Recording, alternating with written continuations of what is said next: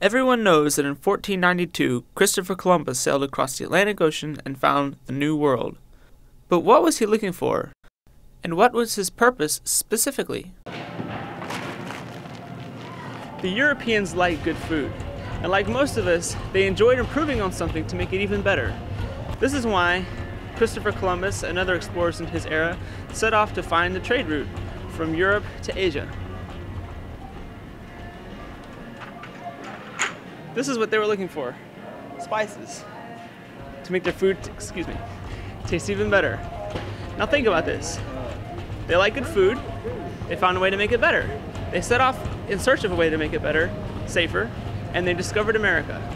Therefore, we can say that America was discovered because people like good food. For the next few minutes, we're going to take a look at the different cultures around the world and all of the great food that goes along with them. Join me as I go behind the camera and take a trip around the table and around the world.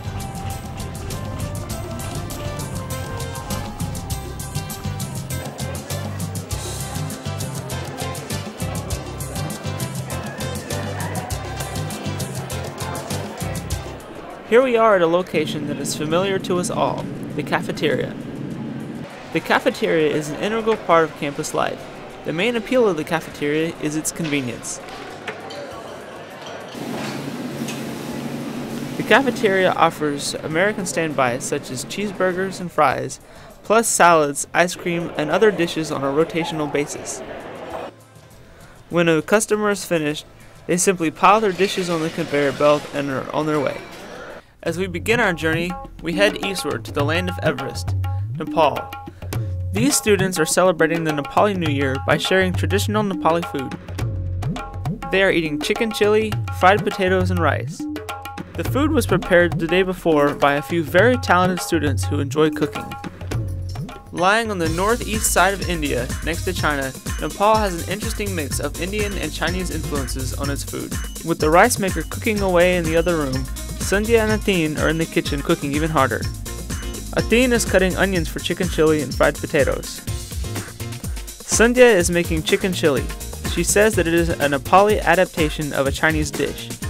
She first deep-fried pieces of chicken, then fried peppers, chilies, and onions. Finally, she combined it all together and boiled it down. She also fried potatoes with herbs. Cooking is a very large part of Nepali culture. Oh yeah, man. Oh yeah. If you don't know how to cook, you're not a Nepali.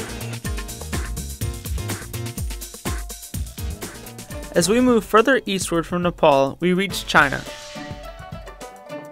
Hao Yin, from the Henan province in China, is making Chinese dumplings, traditionally called jiaozi. They are made by rolling a flour and water dough into small round wraps, which are then stuffed with filling and formed into crescent shapes. The batter is very thin, and the middle is... These dumplings are stuffed with pork, vegetables, salt, and a mixture of 13 traditional Chinese sauces. Famous sauce. 十三香 means 13 sauce.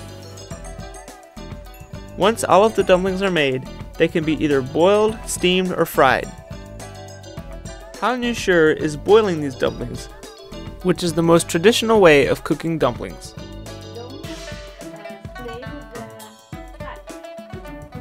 Boil. You can put some the cold water. She is adding cold water to slow the cooking process to ensure that the dumplings are cooked thoroughly. This is the first time. The second time. Freedom! Yay! It's almost done.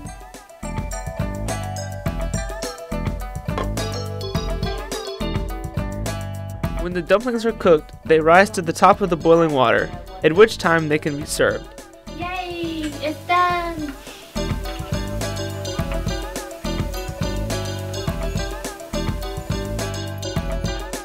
Okay, this is dumpling. It's done. Yay!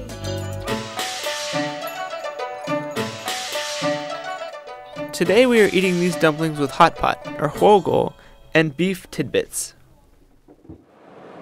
For the next session, I'm going home to Tennessee for some tasty grilling. You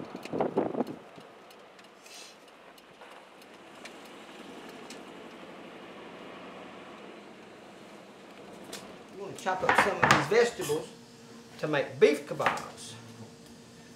We don't call them shish kebabs because we don't use lamb, which is what a shish kebab is. We use beef kebabs. Cut these things into pieces just about right and run a skewer through. I hope I left them big enough that they don't bust.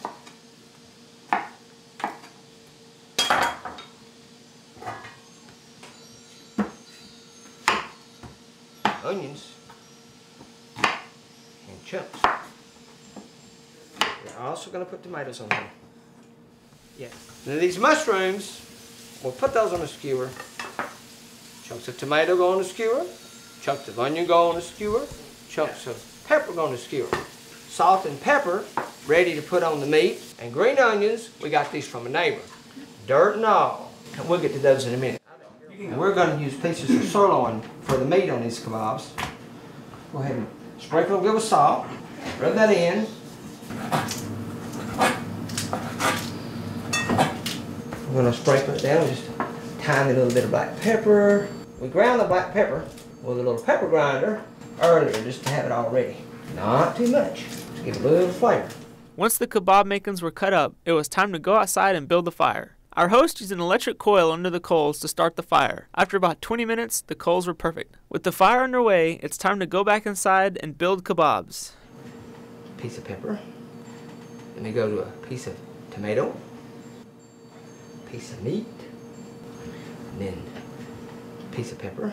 The beauty of a shish kebab is you can make everybody happy. Try doing that with anything else in the world.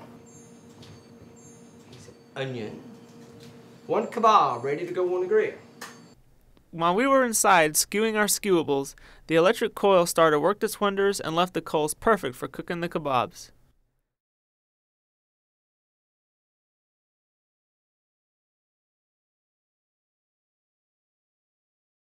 Now the grilling's done. Got these kebabs set up, and we'll fish through them for the different ones that were made different ways. We had baked potatoes baking in the background.